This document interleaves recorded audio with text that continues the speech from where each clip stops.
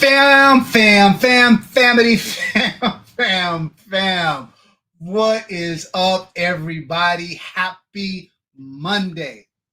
Shanna, what's good, sis? What's good with you? Gina versus Gina. Big baller shot caller. What's good? What's good? My main man, Thomas, is in the building. What's happening? Team Blacksmith in the building. Team Blacksmith, don't go to bed early. I may need you around for some of this conversation we're gonna have tonight. Rick G, what's good with you? The 2011 Collective, my God, what's good with you? Who else? Unique Roofing LLC, salute. Gina Goodridge, hey. Snap at You Photography, what's happening? Gutter Cat, what's good, fam? We have an interesting and fun live tonight. So I'm happy to have you here. Hopefully everybody had a phenomenal weekend. The Super Bowl kind of sucked. I don't know. I mean, unless you're an Eagles fan, the Super Bowl kind of sucked. But if you I didn't have a dog in the race. I didn't really care who won, but it was kind of a whack game. It wasn't really close. So that was a little bit disappointing. AK Lover, what's good? Ryan Jenkins, what's happening with you? B Norm, what's good? So just some housekeeping. First of all, this is how much I love y'all. I have two, for y'all, I think you guys know this and y'all have seen it and other things before, but you guys know California has a 10-day waiting period, right? So I got a couple of guns that were in my 10-day waiting period that are up today. And I couldn't go during the day because I was busy at work, and I was going to go after work, but I wouldn't have made this live. I was this close, y'all, to canceling this live. But I was like, I love my people too much. I haven't done a live in a minute. And so I wasn't going to cancel on my people, right? So I'm looking forward to this one. It's going to be a good one. If I hadn't already said, hey, what's up, Bobby Taylor? What's good? STD in the building. What's happening with you? So some housekeeping going on. A couple of things. We got a couple of giveaways tonight. Now, you guys know that I was at SHOT Show a few weeks back, and what a good time. What a great time to do business. Also a great time to kind of hang out with a lot of you guys. My man 2011 Collective was there. We got to hang for a bit. Team Blacksmith was there. We got to hang for a bit. A lot of people. I'm disappointed that I didn't get a chance to hang out with my main man RGG. We just kept missing each other. And SHOT Show is so big. It is not necessarily easy to run into people. So, but I'm looking forward to seeing RGG at the meetup. And if you guys have not, don't know about the meetup or what have you, I'll like Shannon to put some of the details down there, but it's coming up in June. It's going to be in Atlanta this year. It's a great time, a great event. We really have to support our community. And so on top of that, like I said, it's a great time. I've been to everyone except the very first one, which really wasn't a meetup. It was kind of unofficially the meetup, but I've been to everyone except that one in the last year because they had it on a day where I couldn't go. But I promise I will be there this year, and we will be I'll be looking forward to hanging out with all of you guys. Karen Turner, what's happening? Okay, so I was talking about SHOT Show. So SHOT Show was a great time. I wish I could have. SHOT Show is an industry event. So theoretically, you have to be in the industry to go, either in the media or you're a supplier or a vendor or whatever the case may be. It's not open to the public. So because of that, a lot of you guys will probably maybe never get the opportunity to go. But because I love you so much, because you mean so much to me, I brought a little bit of SHOT Show back for you guys. So we're going to do 2 giveaways tonight. The first giveaway is going to be an official SHOT Show cap. I'm going to be giving this away to non-members. Just anybody who is in the chat today, you will have a chance to win an official SHOT Show cap. And for my members, I'm giving away a SHOT Show cap and an official SHOT Show t-shirt. Can we get all that in so y'all can check that out? Yes, indeed. So a little bit of SHOT Show being brought to my family on the channel. So we'll be giving away those 2 giveaways tonight. So make sure you stay tuned for those. All right. So that is the giveaway. Let's get into the topic. And so I think before we dive in, hold on, let me put this up and let me see if I could share my screen.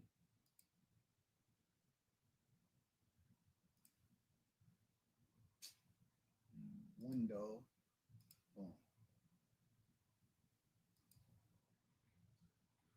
Okay, so I feel like I need to give, there's my mate, RGG, you missed it, bro. I was just talking about you. I was talking about 2 things. One, I was telling people about the meetup and they gotta come to the meetup. It's a one of a kind event. A lot of people throw great events. This one is very, very different because there's a lot of different components to it. There is the women's conference. There's a range day. There's an award show and party. And there's kicking it time. So it feels very different than other events. So I told people they got to go to the meetup. I'll be there this year having a blast. And I told people that you and I were at SHOT Show together. And despite us communicating with each other and trying to hang out and see each other, we couldn't make it happen. So I was looking forward to seeing you at SHOT Show. But also, you have a lot to do with this topic today. And so before I jump into the topic, though, I want to kind of talk about my background. Because I think if you're relatively new to the channel, I started my channel like 4 years ago. And I started really my gun evolution like 5 years ago. So when I started my channel, for people who watch me now, they think, oh, I'm kind of high-end guy. I'm 2011 guy. I don't necessarily look at myself that way. I think the channel may have evolved into that, but me personally, I love all guns. I'm infatuated with guns. And for you guys, like RGG has known me now, like our channel started around the same time, if I'm not mistaken. We went to our very first SHOT Show together and hung out. And RGG will tell you that my content, like back in the day, was very different than it is now because I was new to guns. But there are certain themes about me that run true. Dan Green, what's good, my man? Strategic work, what's good, fam? So there's certain things about me that don't change. I started my gun journey really wanting to experience everything, right? I was like, I don't like a newborn baby, and I wanted to be exposed to everything. So I started buying all types of guns. I started buying Glocks, and I started buying HKs, and I started buying Smith & Wessons and Walthers and Canics and CZs and FNs and Berettas and Ruger. And I bought them kind of stock, right? And I was trying to get a sense, and I bought a bunch of different caliber guns too, not just 9mm. I wanted to experience everything, right? And I started off with stock guns, and I was like, okay, this is what a Canic feels like. Okay, this is what an FN feels like. This is what a Walther feels like. This is, and I was kind of doing that thing. And then I started, digging. You look, a lot of you guys are gun guys like me. You know how we do, fam. We fall down the rabbit hole. We fall down the rabbit hole and we start realizing, oh man, we can upgrade the trigger. We can upgrade the trigger, right? Or we can change the coating on the gun. We can change the Cerakote, or we can put better sights on the gun, or we can put a mag well. What? And so that was kind of Big Murmur. What's good? That was kind of the hole that I fell down. And what I started doing is Tactical Tina. What's good with you, sis?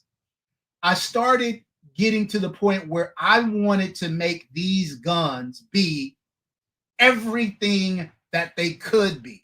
I wasn't satisfied with just how they came out of the box. If I could make them better, whether it was from a functionality standpoint and or an aesthetic standpoint, I wanted to do that.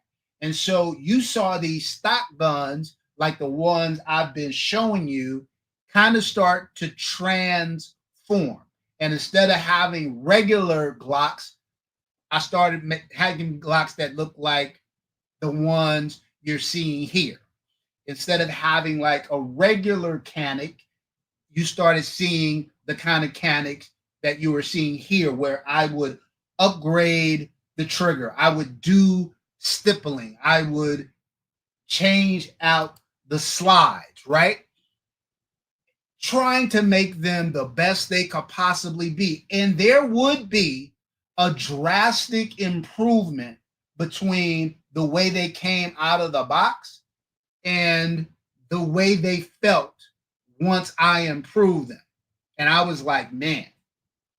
So some of my really so I would take like a $600 Glock and it make it like a $2,000 Glock. I would take an $800 PDP and make it like a $2,000 PDP, right? And it would make a dramatic difference in the shooting experience. Like I said, aesthetically, absolutely, but also the shooting experience itself, especially when I started doing things like changing recoil systems and things like that, and changing the trigger out that really made shooting easier and allowed me to be more accurate. And so when I finally had evolved and kind of, I felt like, man, there really isn't a gun manufacturer I don't own. I really haven't maxed out everything that I can do. Like I was like, okay, what are these 2011 things? Like 3 years ago, I was like, what are these 2011 things? And at that time, staccato was the name on everybody's lips. Now that hasn't changed a lot now. It still is, right?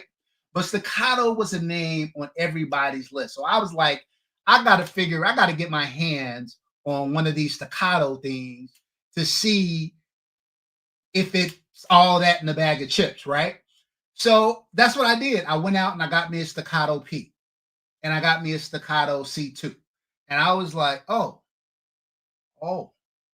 I get it. I understand. I can see why people really are digging these guns. Like the grip angle, the accuracy, the trigger, it's different. It's different, even different than the guns that I really improved. Now, those guns I had here and I took them way up here, right? And the staccato P was like here. So I'm not want to make it seem like there was a huge difference between those $2,000 striker fire guns, the way I had done them, and an out of the box staccato P or C2. Those guns were better. The staccatos were better, but in the realm, kind of, right? And then I had some really kind of higher end guns like my CZ Shadow 2, my Beretta 92X that were really, really good shooters. And again, I felt like Staccato P a little better, Staccato C2 a little better. And I was like, okay, cool. But then I started to do what I did with all of my striker fire guns. I started to try to figure out, how can I elevate these? Is that even a thing? And then I discovered companies like Vulcan Machine Works and Monsoon Tactical. And all of a sudden, my basic staccato P and C2 started to look like this and like that, right? And so I was like, oh, okay, I stippled it and I did this and I had them ported. And then the porting thing was a game changer. I was like, wow, okay, this is really, really different now. And then I got to my gateway gun, which was my Staccato XC. And that was when I kind of went from what I would consider like entry level guns at that time. We talking like 3 years ago, right? Entry level guns at that time to like a mid tier gun, which I consider the Staccato XC to be. And I was like, oh, look how smooth this slide rags. Oh, this trigger is better than the other Staccato triggers. I was like, oh, this is different, right? And then, but I did what I do. I tried to enhance even something that was better. So instead of a stock Staccato P, my stock Staccato XC, my Staccato XC turned into this. I upgraded the grip module, upgraded the trigger, and I did other things to them. So I say all this to say, y'all, that this is the background from where I come from. I come from regular, everyday guns that I tried to elevate. And then I graduated to 2011's, which I tried to elevate, right? And so that's kind of my background relative to pistols. And I really could say that about even long guns and PCCs and all that kind of stuff, right? So my journey has progressively led me down this path. Now, I said my man RGG was integral to this video because a couple of weeks ago, I was on his live. As a matter of fact, let me tell you this story. So I'm in bed sick as a dog, right? From the SHOT Show flu. And for you guys who are not knowing about the SHOT Show flu, it's a real thing. You go to SHOT Show, most of the times you're coming home sick. So I'm in bed dying for SHOT Show flu. And my man RGG is on the live with my other boy, Zach, Fat Guy with Guns, and Armel and Roadblock. And they got on this debate about 2011's and kind of the differences between different price points of 2011's. And RGG kind of had the perspective, and I think Zach did too, that look, just because you pay more for a gun doesn't necessarily mean that it's better. My man Roadblock. Look, Roadblock, you about to make an appearance, bro. Are you sending your Staccato P to Skip? Nice. So and I don't disagree with that. Look, I want to say two things about that.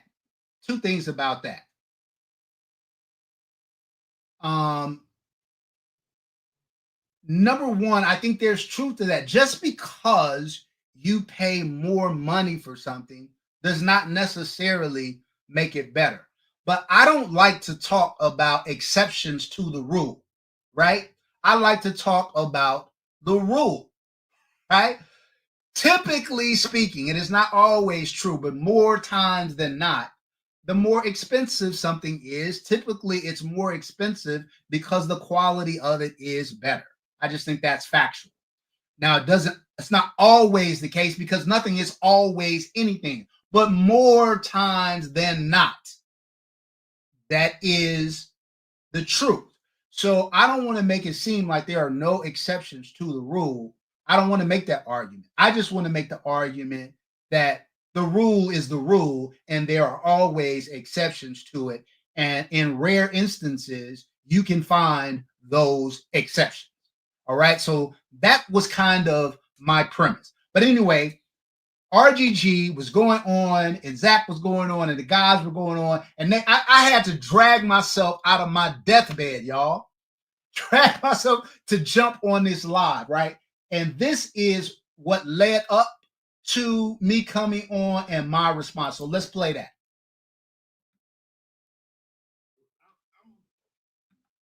So when it comes to 2011, like I said, like I told you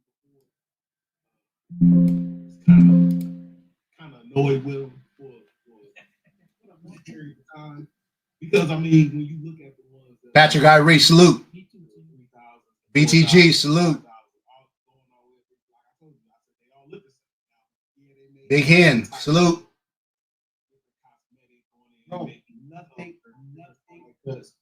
But like, so we don't know the ins and outs, maybe the difference between the Atlas Apollo and an Athena. Like we may not know these things, but like somebody like 2A, he knows the different components and what this does and what that does and we don't know that stuff. Well, pick on Fam right here. We're gonna let him speak for himself. Because I would challenge, after having a conversation with the guys that build them, I would challenge anybody to tell me internally what are the differences. So let me say this. I don't think what RGG is saying is incorrect. I think Atlas right now is supplying probably 60% of the parts for 2011 builders out there, whether people realize that or not. A lot of these high-end companies are utilizing Atlas parts. Atlas provides parts kits for Watchtower, for a lot of companies out there. The difference between, and this is where I disagree with them, because it's not just about the componentry. It's about how the componentry is put together. It's about the quality of the manufacturing. You have a company like Rapper who puts out 4 to 5 guns per month only because you have an artisan sitting there who's not worried about volume. He's sitting there meticulously working and fitting these guns so that when you get them in your hands, they're buttery smooth. There are no gaps. The fitment is perfection. Can I challenge you? Can I challenge you to say, okay, that's that company, but perhaps they're just a small company that have that one artisan. Is there a possibility that there can be a company that has 3 of those gentlemen that do the same thing and they're just able to produce a few more firearms? And that company is named Atlas, which produces about 200 a month, but it's with the same kind of concept. But it doesn't make those guns, it doesn't make it better than a Masterpiece Arm, where there's one guy putting all the guns together. I disagree. Is that one guy not good as the Rafferty guy? No, because if you take a Masterpiece Arms gun instead of Rafferty next to it, you'll see that there's a distinct difference between the quality of the 2 firearms.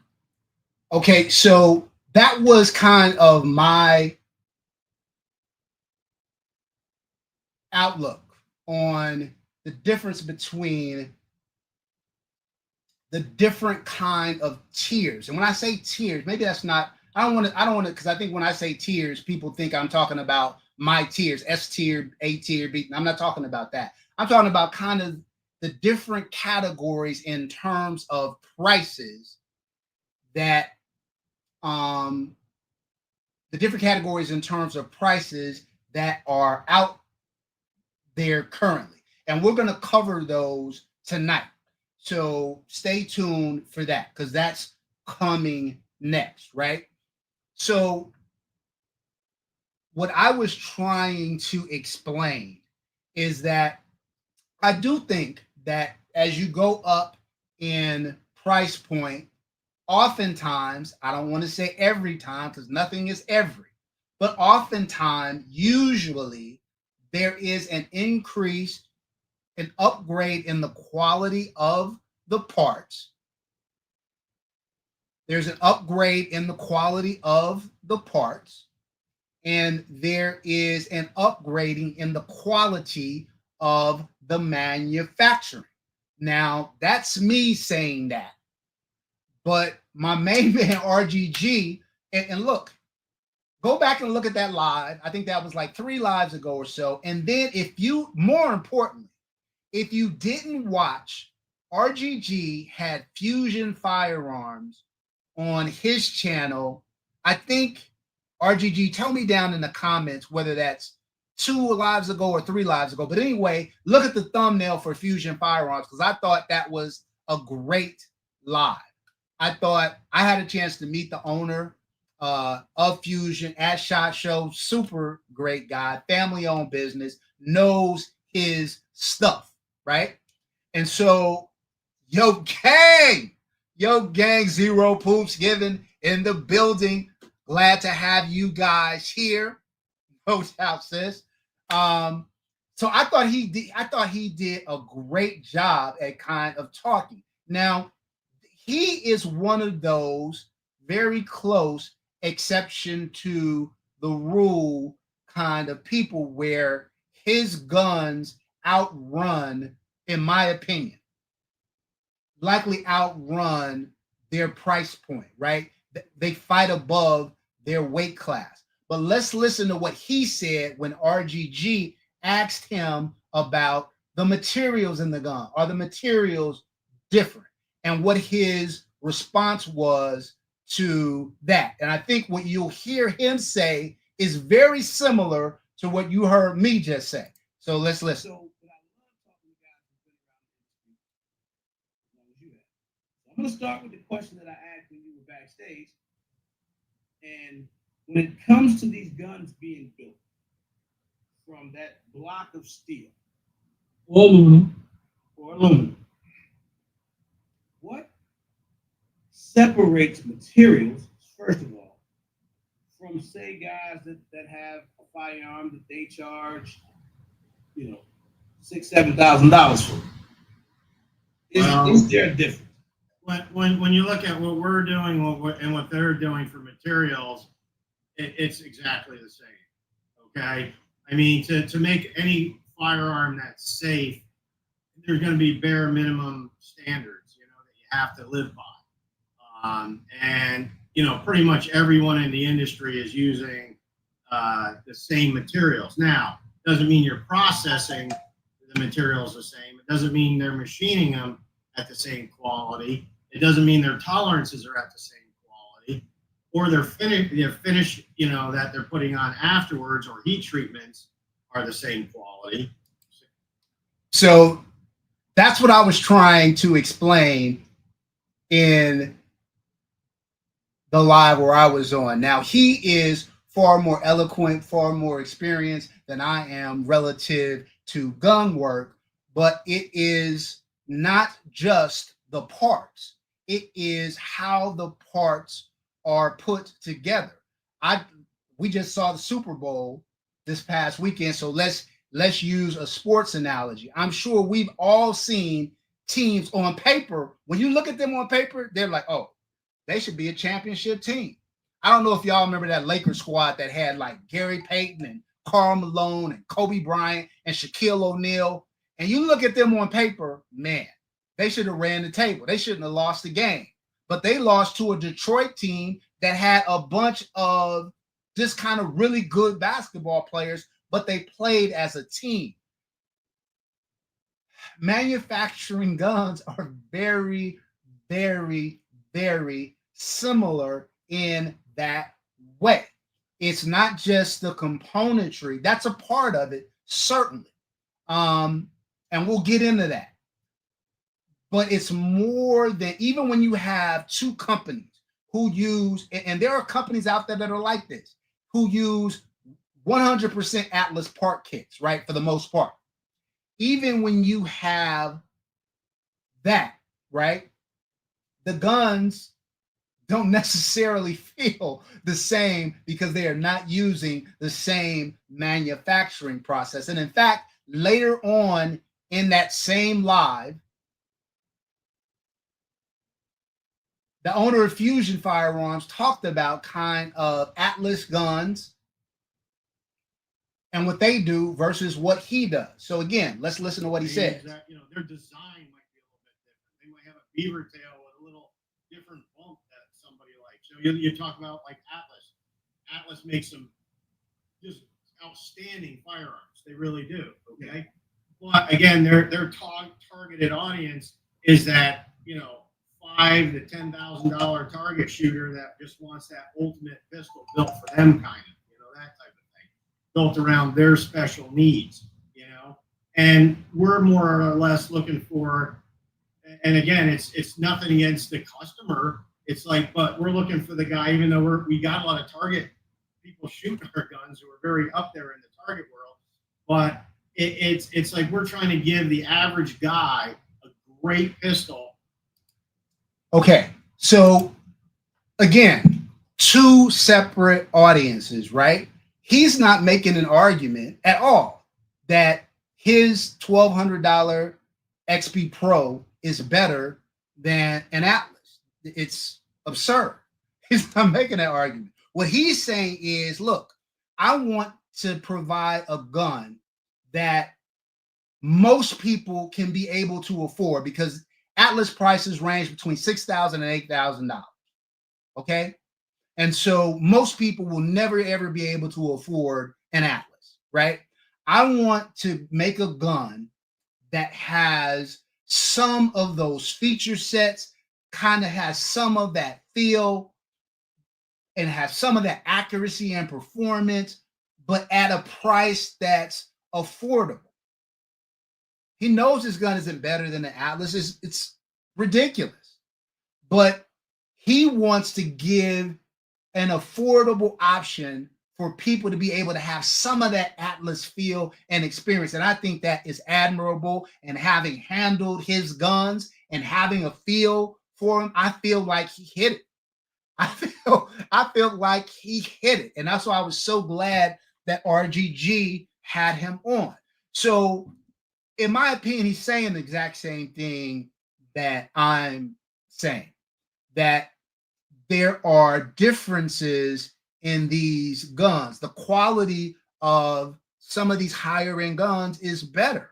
There's no doubt. I like to use a car analogy simply because a gun is nothing more than a machine. It's nothing more than a tool. Just like a car is a machine and a tool that drives you around from here to there, right? While cars and guns are very different, the spaces that they operate in are the same, right? All guns, a 9mm has a slide, it has a barrel, it has a trigger, it has a grip, it has internals, it shoots 9mm, but they're all the same. Just like a car has an engine, it has four wheels, it has tires, it has a steering wheel. Same thing, right? But there is a difference between an economy car and a luxury car. The same way there is a difference between an economy firearm or a budget-friendly firearm and a super high-end custom firearm. The two are different, 100% different, right? And that's all I've ever tried to say. But what I want to do tonight, though, is kind of deepen that conversation. Like if you saw the thumbnail, I think I had like the Gersan up there. I had the Legion of Precision Chirac, and then I think I had maybe an Atlas Erebus or something, right? 3 different price points. I'm glad we've got some gun builders here in the chat. That's great. We've got a lot of experienced 2011 guys here in the chat. Jack, what's good, fam? And so because I want us to have a conversation, and hopefully we leave tonight with a little bit better understanding, and we leave here tonight with a little bit better education. Hopefully it was entertaining along the way. So let me pull up this. What I have tried to do, and again, I'm not doing my tiers list. We're going to do a 2025 tiers list, and that'll be coming like probably end of March, April. There's a lot of new players who have come into the mix. I need time to get my hands on those guns and shoot them and do all of that. So I want to have a little bit more time to make sure that that I have time to fully analyze those. RGG says, ever seen a gun that you can remote shoot? No, but I have seen a $30,000 car that will remote start, and I've seen a $100,000 car that will remote start. And I know that the difference between those two is the quality. The same way I can look at a $1,500 gun that shoots 9mm bullets, and I can shoot a $10,000 gun that shoots 9mm bullets, and know again that the difference is in the quality between those two. So I think that is the point that I'm trying to make. All right, so look, I have kind of divided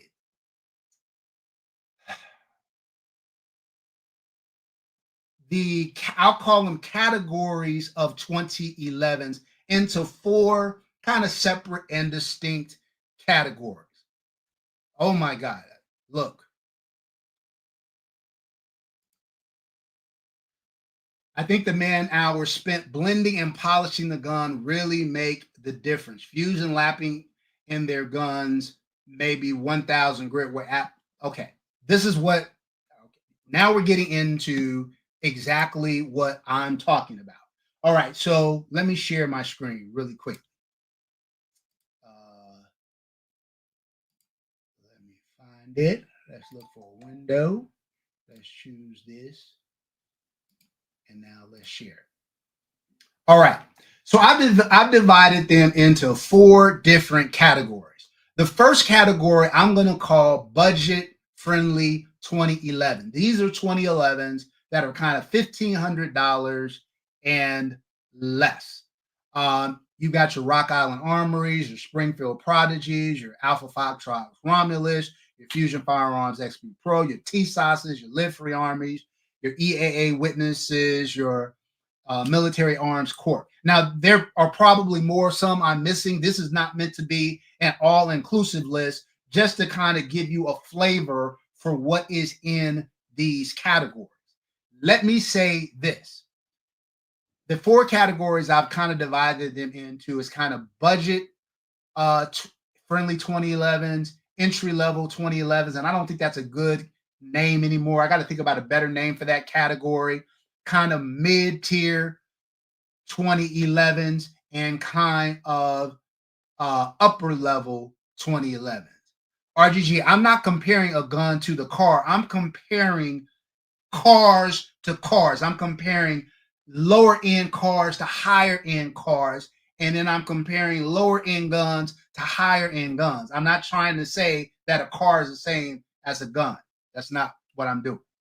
All right, so again, budget-friendly 2011s, entry-level 2011s, mid-tier 2011s, and high-end 2011s, right?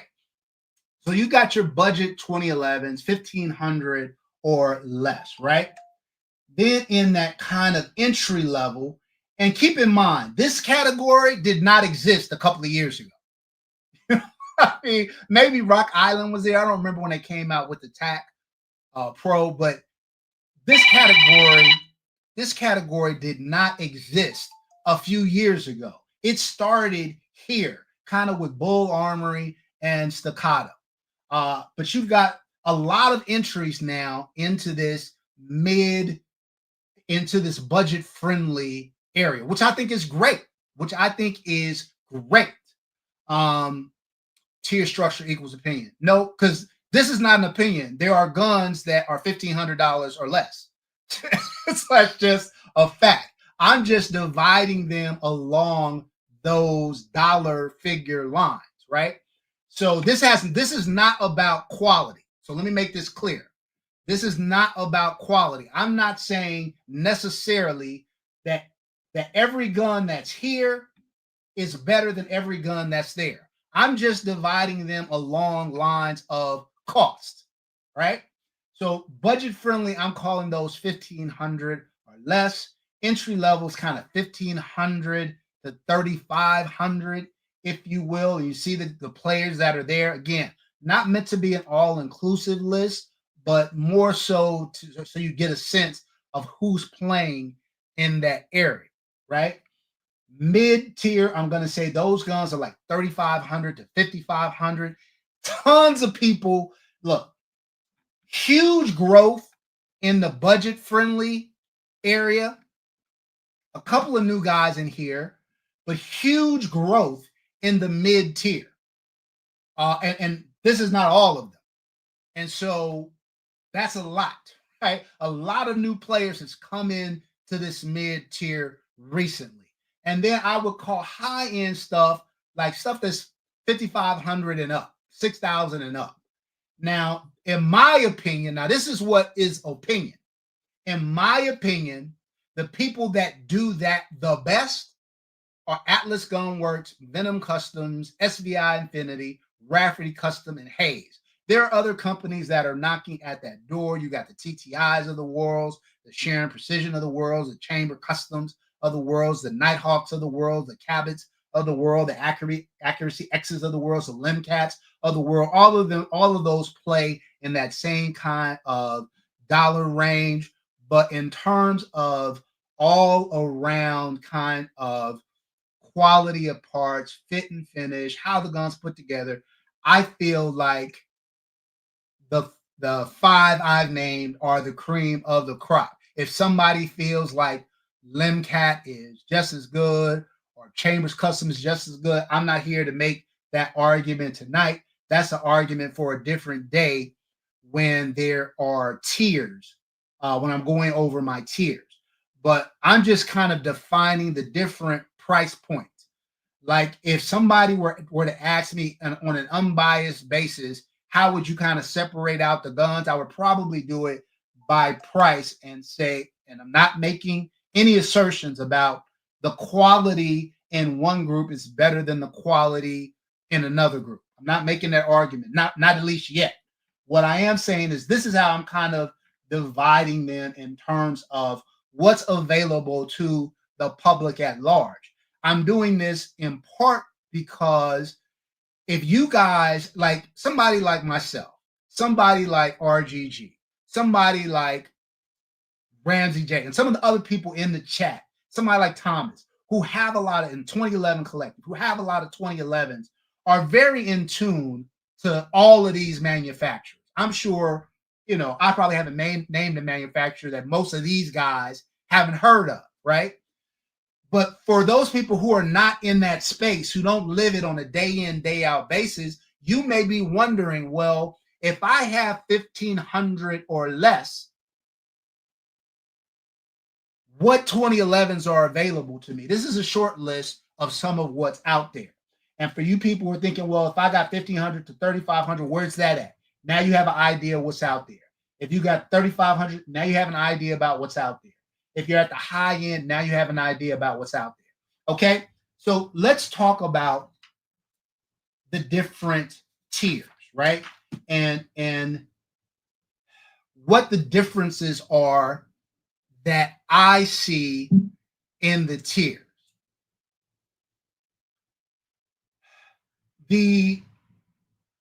And this is a part that I think it's more factual than subjective, but I'll try to separate out the parts that I think are more factual versus things that I think are more subjective. I think what you'll see in the budget 2011 tiers, and this is not with all guns, make this clear. I'm speaking in general now. For them to make a $1,500 gun, there are some concessions that are going to have to be made. Some of those concessions are made in the quality of the parts that are being used. Some of these guns have polymer grip modules, which are cheaper in cost than an aluminum or a steel grip, right? And that's how they can save some money and bring you a gun for less expensive. Some of these guns have MEM parts, and I'm not crapping on MEM parts. Hey, Shandy, how's it going?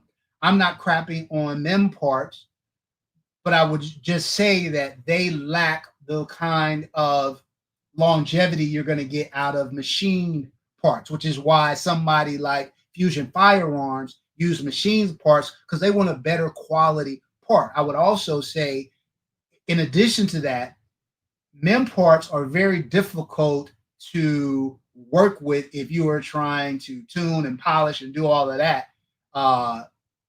More challenging, right? So when it comes down to fitment and fine tuning and that kind of stuff. So a lot of them will, some of these guns will use mem parts to say. A lot of these guns are production guns, they're not custom fitted guns. And so that comes into play. I'm not saying all of them, that clear. I'm not saying all of them, but a lot of them have some variation of these. I think Glock Roblox. I think Glock uses mem parts because they're inexpensive and they're easy to replace. You know, a lot of Glocks are out in law enforcement and the military, and so easy to fill strip them, easy to replace them, easy to fix them. You wouldn't want a high end 2011 for that purpose, and because they can bring the gun at a very affordable price. And it's easy to fix them. If a mem part breaks, just replace it with another mem part. All good. All good. So that's what I would say about budget guns. Now, some people do this better than others, I would argue. Like, I don't think all $1,500 or less guns are made equally. I would also say about these guns that there are non-2011 guns in this price range that rival them. Well, look, RGG, when I say think, that's my opinion. I'm giving you my opinion. That's the subjective part. When you say none of us are 2011 experts, I think some of us are more expert than others. I think there's all opinions are not made equally. That's what I would say. And I think if you look at my position, my comments, I think they mirror very much the gentleman that you had on your channel who you called an expert. So that's all I would say about that. All right. So that's where I'm at relative to budget guns. Again, I'm not casting dispersions on these guns. I think most of these guns are good guns, but you know, you have to make some sacrifices to be able to get that price point down. RGG did a video, I think, I want to say, and RGG, you can correct me if I'm wrong, I want to say it was on, I think, the Gersan, the new Gersan that's out, and he was shooting, right, his gun. And the ejection pattern, I mean, I thought RGG was in the Matrix because the ejection pattern on that gun was coming right back at him. He was like Neo. He was trying to duck. These are things that you don't see on higher end firearms. But so that's what I would say about the budget market. I think these are good guns. Most of them are good quality firearms.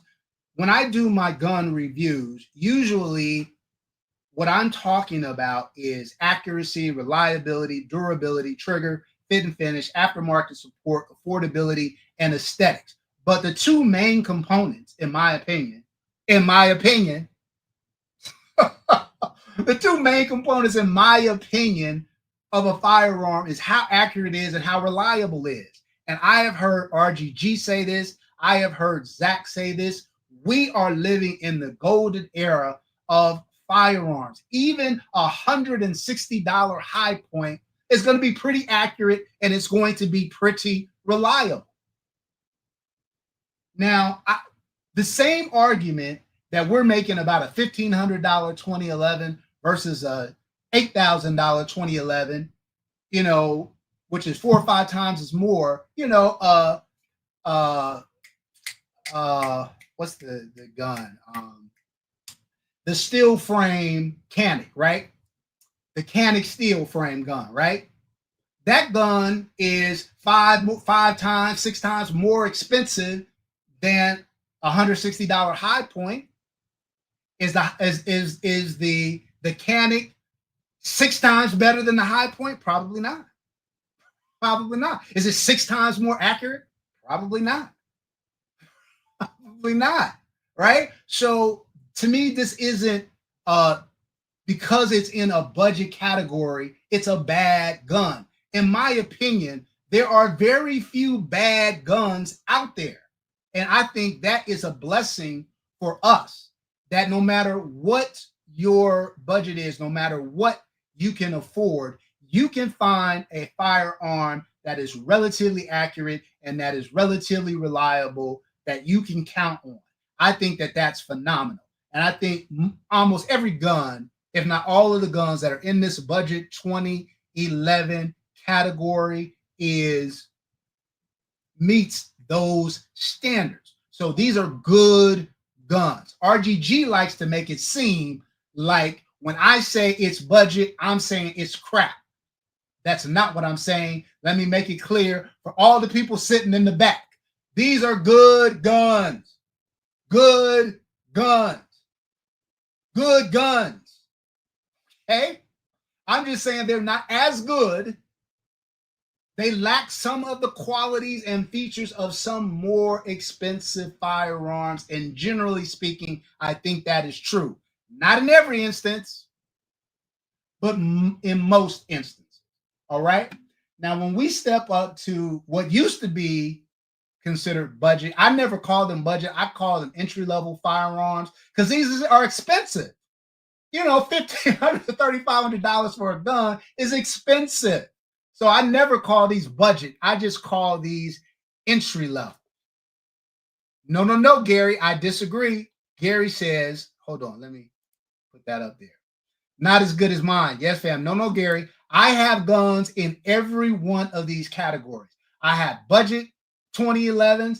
I have entry level 2011s. I have mid-tier 2011s, and I have high-end 2011s, and I love them all. I love them all. That's what I'm saying. I don't, the whole snob thing, y'all be trying to make it stick, but it really does not apply because I've owned and have owned everything. Everything. All right.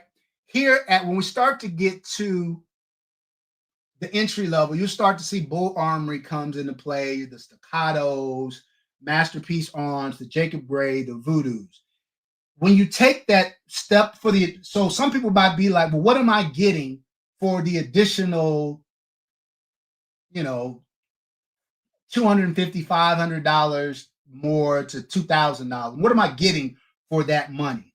What you start to see here is that more machine parts are there. You've got slightly better coatings. A lot of the coatings on the entry-level guns are Cerakote. Here you start to see better coating, some PVD, even maybe some DLC. You start getting slightly better fitment, slightly better tolerances, less gritty triggers, lighter weight trigger pulls. That's what starts to manifest itself here. And as we talk, all of this is evolving, because if we would have talked a year and a half ago, to talk about a budget gun being compensated or ported, it didn't happen. And now Fusion is working on comp guns. They're working on ported guns. The 2311 is ported. The the Springfield Prodigy has a ported gun now. So these things are evolving and changing every day. And hopefully I'm here and I can get you guys, kind of catch you up to speed on everything that's going on in the space. So this is not a stagnant thing. It's constantly moving. Budget guns, the budget 2011s, in my opinion, are going to continue to get better and better and better and better. And same thing for these other categories. But at the entry level, you get a little bit more. Now, the question is a limited edition Jacob Gray that's an all-metal gun, that's ported, that's got really good machining, really good internals, that's $3,200. Is it worth double the price of a Fusion XP Pro? Well, if you can't afford the additional $1,500, then it doesn't matter. right? If you can, then you have to weigh, is what I'm getting there worth me paying double the price? For many, probably not. It is certainly, I don't think it's double the accuracy of the Alpha Foxtrot. I don't think it's double the reliability of the Alpha Foxtrot. I think there are some components that make it probably a little bit better all around gun, but on a value buy basis, I don't know. Just like I don't know if a if a if the if a if a Gen 5 Glock, which is $600, is it worth 4 times as much as a High Point? I don't know. It's up to you. I'm not here to sell you guns. I got a video dropping tomorrow where I'm not here to influence you to do jack. I don't care what you buy. Buy whatever you want. Do you, boo boo? All I want to do is give you information that helps you make a more informed decision. That's all I care about. That's all I care about. I'm not here pounding. My guns are best. I own all the guns, so I don't care who's the best. I own all of them. So if you tell me budget 2011s are the best on the world, great, because I own a few of them. You tell me entry level guns are great. I own a few of those too. You tell me mid-tier guns, oh great, I own them too. I own all of them, so it don't matter to me. I'm not here to sell you that this gun is better than this gun or this gun is just as good as. I'm just trying to give you information to help you make an informed decision. Do with it as you please. Do with it as you please, y'all. That's it. That's it. All right. Let's talk about what happens when you start getting into the mid tier, that $3,500 to $5,500 range. So many new players entering this range. And it is kind of expanded in terms of price point. Like mid-tier guns, I remember when a mid-tier gun was like 3,000 to 4,000, and now it's kind of like 3,500 to 5,500.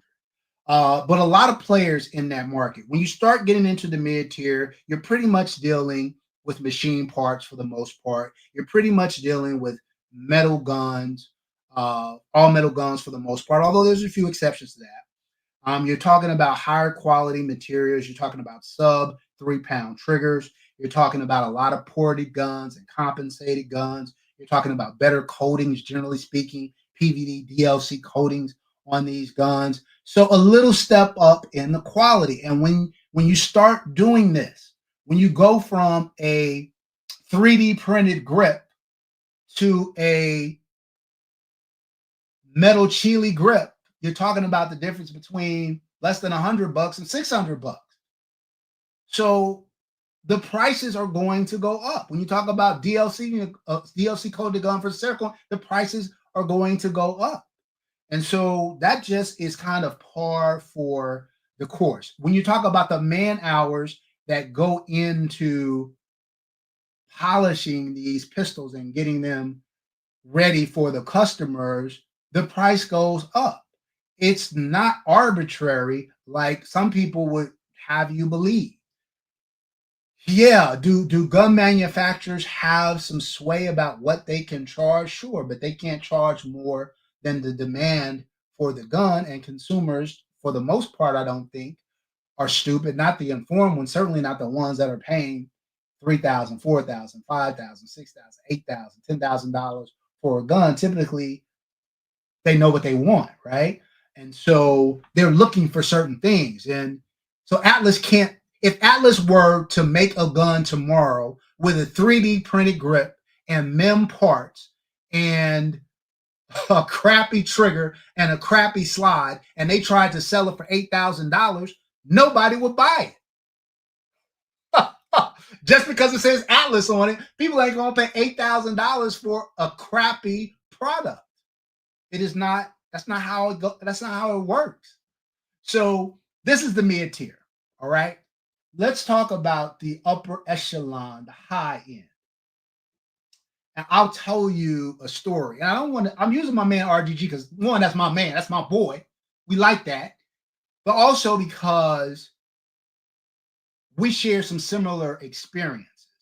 So when you start getting here, I always tell people, if you want to see what I think about a gun, look at what I do to it. If you look at a lot of my mid-tier guns, let's go back to that for a minute. You look at my Staccato XC, which I consider a mid-tier gun, right? You look at my Phoenix Trinity H-Tag. You look at my watchtowers, right? You'll see that I have done things like upgrade the triggers, upgrade the grip modules. I've done some aesthetic things. I've stippled grips on my stick. Well, that's more entry level, the P. But I've done things to these guns. If I don't do anything, ask me what I've done to my Atlas guns. That would be nothing. Ask me what I've done to my Venom custom guns. That would be nothing. Ask me what I did to my SVI Infinite. That would be nothing. Ask me what I did to my Rafferty. Nothing. Ask me what I did. Nothing. Nothing. Because they are the height of of pistol manufacturing. They are using the best quality parts in general. They are using the best possible coatings in general. They are polishing and machining the shit out of these guns. So let me tell you a story. So I'm going to use myself, I'm going to use RGG, and I'm going to use Team Blacksmith as an example. And I'll start off with RGG because I think his experience was the same as me and Team Blacksmith. All three of us own the Legion Precision Chirac. And by all accounts, all three of us think that that is a phenomenal firearm. Without a doubt. No question, no ifs, ands, buts about it. Phenomenal firearm. And what I really loved about it, I feel like Legion Precision was kind of a little bit ahead of its time. It saw in that mid-tier space the difference between what a lot of the mid-tier guns were offering at the time, which is really kind of Phoenix Trinity and Staccato XCs. He saw what they were kind of offering versus like what Atlases were offering. And he said, you know what? I can make an all metal gun. I can give people a metal grip module. I can port a gun. And I can find a way to do it at a price point that is reasonable for what I'm offering, right? And his guns, when they first dropped, the 5-inch was like 3,500. The 4-inch was like the 4.25 was like 4,000. And now I think both of them are kind of like 4,500. So his prices have gone up. But at the time, I was like, man, this is an incredible value. For what you are getting for the money, it's incredible. But I remember RGG told this story on his channel, which was hilarious to me. So RGG tells his story about he got his Legion Precision Chirac. And this was RGG's big kind of high-end purchase. And we've all been there. We all remember that first time when we really stretched to buy a gun. And this was going to be this is my everything gun, right? So RGG goes out and he buys his Legion Precision Chirac. And he gets it, right? And he's racking the slide and it's kind of catching and it's a little gritty and a little rough. And he kind of, flicks the safety, the thumb safety out. It's a little gritty. It's a little rough. And he did the man thing, right? So what we do as men, this is what women don't do. So shout out to all my ladies in the chat right now. What men don't do is we don't read the instructions, right? We don't do that. He calls Legion Precision. He's like, look, hey, man, I just paid 4 G's for this gun. And it's gritty and it's this and that. And I think the response to Legion Precision was like, yeah, you didn't read the manual, huh? You didn't read the instructions, did you?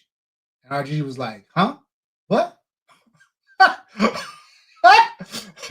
Oh, I didn't read. Why? What? Right? And RGG tells the story how they told him, like, look, we assemble the gun, we test fire it to make sure that it runs right, and then we send it out for coating. And then when it comes back from coating, we reassemble it and then we send it out to you. And so there's a break-in period involved with the gun. You got to put, maybe 1,000 rounds through it or something like that to kind of break down that coating for it to get that silky smooth kind of flavor that you're looking for, right? And I had the same experience. It was a little, I was like, hey, what's this? And I remember Team Blacksmith talking about how when he would try to flip up that thumb safety, boy, you would have to get your workout on. You have to get your roadblock curls on to get to get that thumb safety up, but eventually it breaks in, right? So I tell that story to say that some of the differences between a Legion precision process and an Atlas process or a Venom process is that A, they fit the gun, they shoot it, they send it off for coating, and the Venoms of the world and the Atlases of the world and the Raffertys of the world, when they get that gun back, they work that gun themselves. They spend a lot of man hours working that gun and fitting that gun and machining the gun and tuning the gun so that when you get it, it's brand new, but it feels like you ran that 1,000 rounds through. There is no catch. There is no hold up. There is none of that. None of that. Ask the difference between Team Blacksmith when he first got his Erebus and when he first got his Legion Precision Chirac, and the differences between the two. So that's what you're paying for. When people ask me, like, what's the difference between that high-end gun? RGG has made the assertion that there is no difference once you start hitting that $4,000 or $5,000 price point, that there's no difference between those guns and the high-end guns. I would argue that that is incorrect. And I would argue that the difference is what I just described, that when you start getting with the Atlases, the Venoms, the Raffertys, the Hayes, these guns are tuned to the nines like crazy. Now, do I think the Legion Precision has the skill and the knowledge and the know-how to do that? 100% I do. But then Legion Precision has to make a choice. If he spends the man hours to get that gun to feel like an Atlas does out of the box, guess what he's going to have to do? He's going to have to charge you more money. He's going to have to charge you more money. And so he opted to give you everything that you needed, high value kind of componentry and good fitment, and you breaking that gun.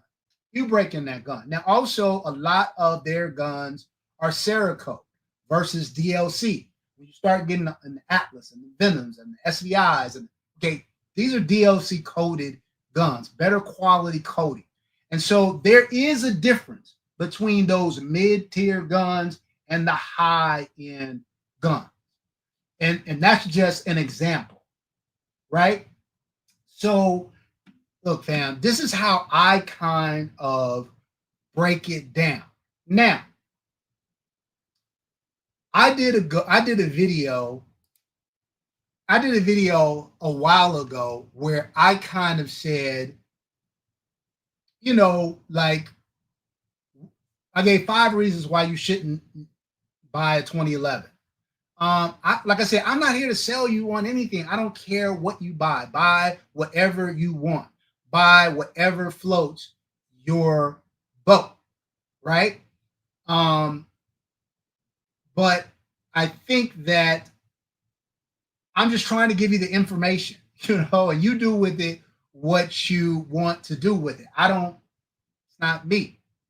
Ramsey J. So after the wear-in period, what's the difference? Again, so like I said, there's a coating difference. So let me say this, that the Legion Precision Chirac is different in that they gave you really good componentry, right?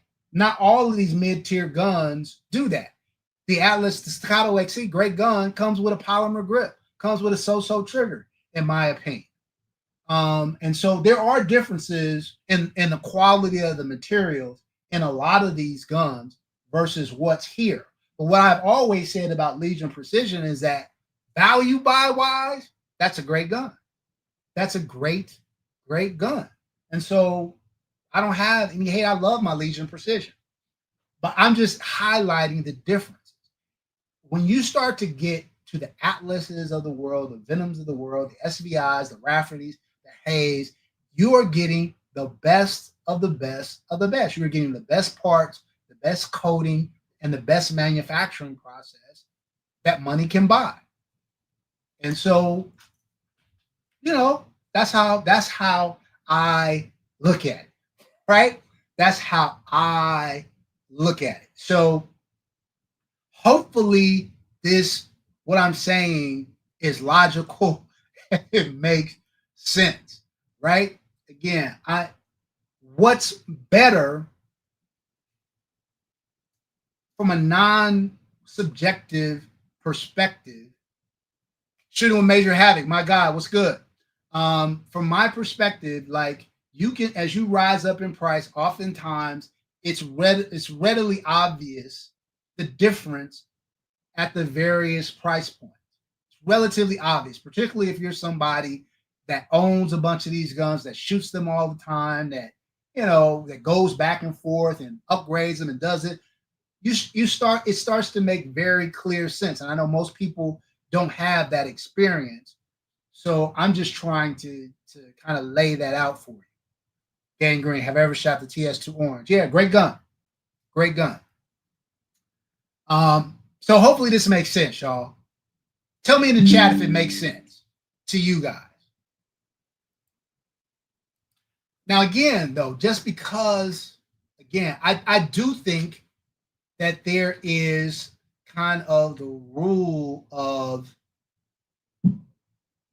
as things get more expensive, it doesn't necessarily mean from a value basis that you're getting, just like I said earlier. I don't know that a stock Glock Gen 5, which is $600, is 4 times as good as a high point. I don't know that that's true. I know I'd rather have a stock Glock than a stock high point. I do know that. And if I could afford the stock Glock versus the stock high point, I'm going to get the stock Glock.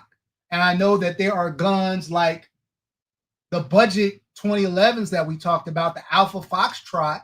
I don't know that the Alpha Foxtrot is twice as good as a stock Glock, but I know if I can afford the Alpha Foxtrot, I'm sorry, the Fusion XP Pro, I know if I can afford the XP Pro, I'd rather have that than a stock Glock.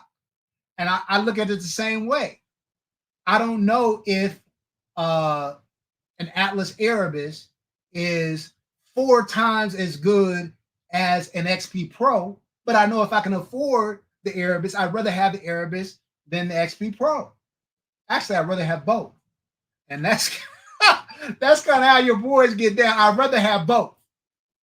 If giving me the opportunity, I want them all, Jack.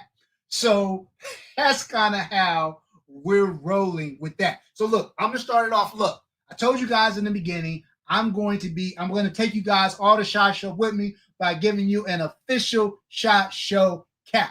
So, and it has the, you can adjust, it's adjustable. So no matter how big that head is, no matter how big that cornut is, you should be able to fit it. So what I'm going to ask y'all to do is put, hold on, let me do this.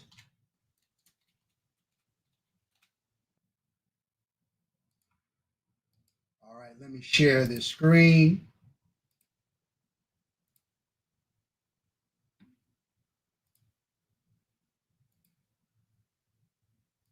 All right, fam, I'm gonna ask you guys to put hashtag SHOT Show in the thing for a chance to win, in the chat for a chance to win an official SHOT Show cap.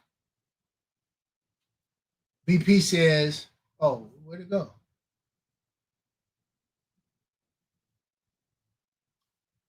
Look at what Zero Pooch Given says. Hold on. This thing is moving fast. Come out and see my process. So for those of you guys who don't know, Zero Poops Given is the owner of Venom Customs. And so he says, come out and see my process firsthand. You'll be shocked at the amount of handwork. I have an hour and a half of handwork and machining just inside the slide before I start fitting the barrel. And so there's two things to this comment. Number one, it speaks to the skill set that's necessary to do it and the artisanship that's necessary to do it. On top of that, when you start talking about the man hours, you can see, like, if I am trying to get a good quality firearm 2011 out there for $1,500, I cannot do that. I cannot do that. And that's okay. Different buyer. And that's what the owner of Fusion said. There's a different buyer. They're going for the everyday guy that wants to be able to go out on the range and have a feature-rich gun with metal parts that can hold its own with a high-end gun, right? And I think that is phenomenal. I think that's great. Like I said, I handled that gun at SHOT Show, and I was very impressed. And I'm going to be working to get some of their guns to the channel, so make sure you check that out. All right, we got 25 entries for the SHOT Show. I'm gonna give you guys a couple more minutes to add it. If you're interested and you want the hat, make sure you put hashtag SHOT Show in the chat. All right. And if you hadn't hit the thumbs up button for me, please take a couple of seconds right now to hit the thumbs up button for me. Much appreciated. Is there a big difference between the Erebus and the 5.4 Infinity?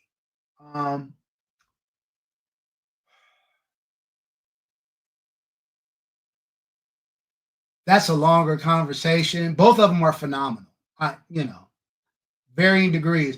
RGG said something that I disagree with, but I think he was on the right track.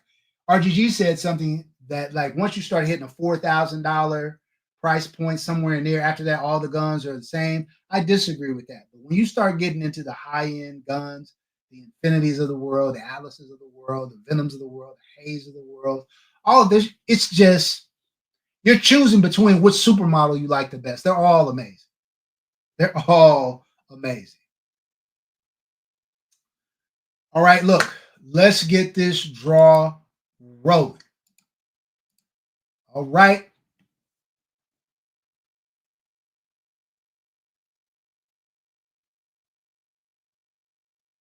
Robert Peters. Congratulations, fam. Congratulations. Oh, before I forget, for those people who won in my last live, my apologies. I haven't, with SHOT Show and then me getting sick and all the new year, it was just a lot. I haven't got a chance to get those out, but I will get those out soon. I will get those out this week. That's my goal. Okay, great. Team Blacksmith is speaking to that. Send your address, Robert, to 2A spelled out TWOANLA @gmail.com. Letho, what's good, fam? Love the Masterpiece Arms DS9. Great entry level firearm. Yeah, Thomas, you got to make an appointment. What, you think you just show up? What's wrong with Thomas? All right, Robert Peters, congratulations, my man. Shout out to you. All right, let me start sharing. What time we got? 6:36? Okay.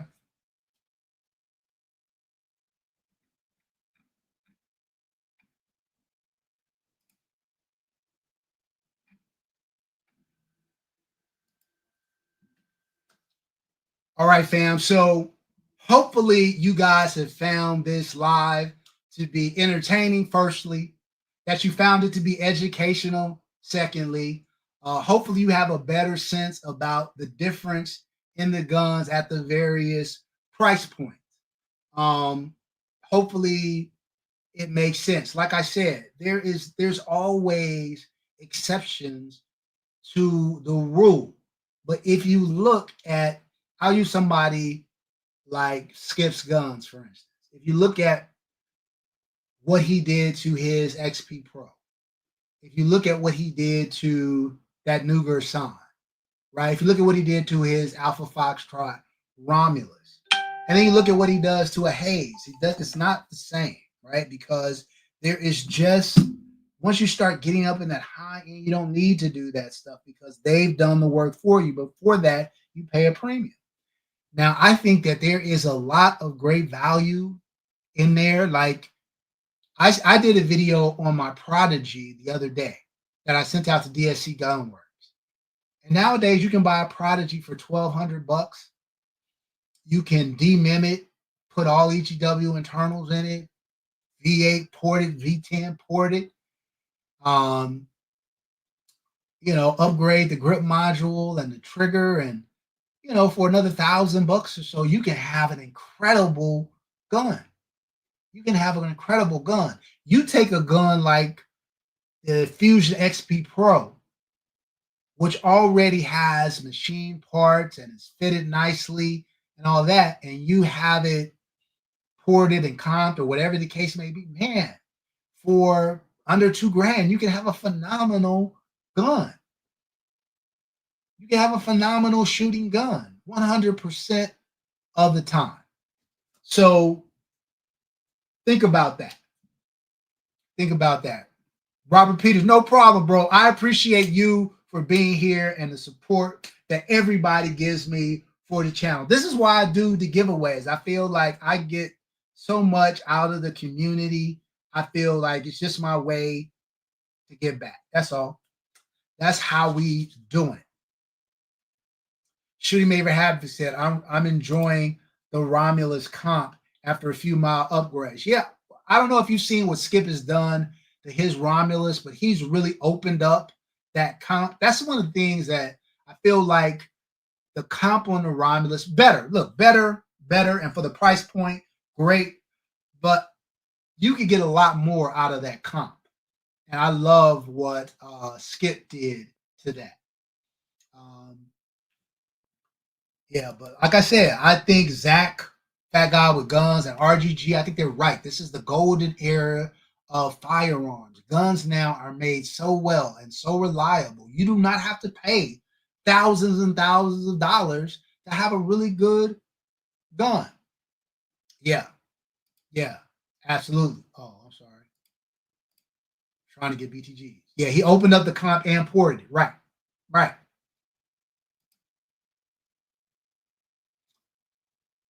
So let's get in. Let's do the giveaway for.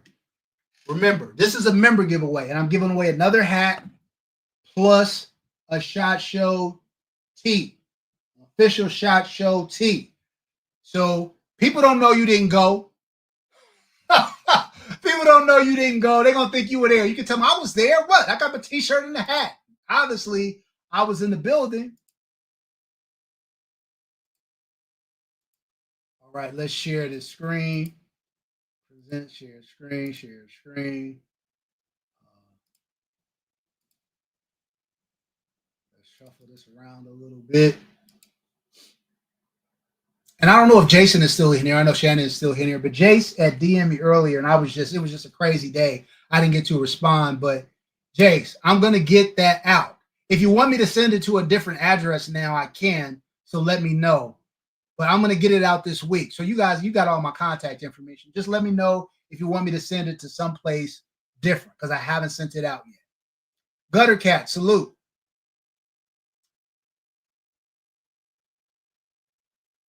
Frank Lewis, I'm glad, bro. Glad I could be of help. All right, look, let's get this thing rolling. Let's see who's going home with an official SHOT Show cap and T-shirt. RGG! Look, he deserves it. He deserves it because he has been mentioned tonight more than anybody else. So my man RGG won the official. Gina said rigged. It is not rigged, Gina. Just because you didn't win, just because Just because you didn't win. Oh, my man RGG won. That is phenomenal. I don't know if RGG is still here, but I'll reach out to my guy tomorrow and get his information, and we will get his official hat. And RGG was running so much, I doubt he got a hat and a t-shirt. But if he doesn't want to, he get to his son or his grandkids. I think that's dope. Much love to my main man RGG. And again, you guys, if you guys are not signed up for the meetup, come on, man. Now look, if I listen to, I was gonna bring out some high-end firearms, but after RGG told me that my high-end firearms weren't any better than the $1,100, $1,200 guns, I really don't think I need to bring any. I'm gonna just come. Maybe I'll bring one of my Glocks or something. That's cool, right? Y'all, what? No? I'm just messing with you. Look, fam, I'm gonna bring some of my nice guns to the meetup. I know Team Blacksmith is gonna bring some of his nice guns to the meetup, and then you can have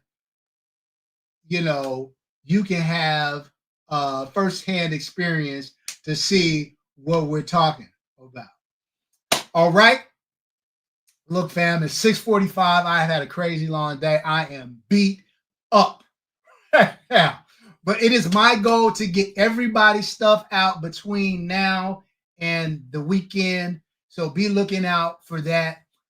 Thank you guys so much for being here tonight. Thank you guys so much for being supportive of me and the channel. Love y'all to death. Let me stop sharing my screen. Love y'all to death. Oh, hit 100,000, y'all. Thanks so much for that. Much appreciated. Everything to do with y'all, nothing to do with me. All right. Anyway, fam, love y'all. Stay dangerous, as my man BP just said, and peace.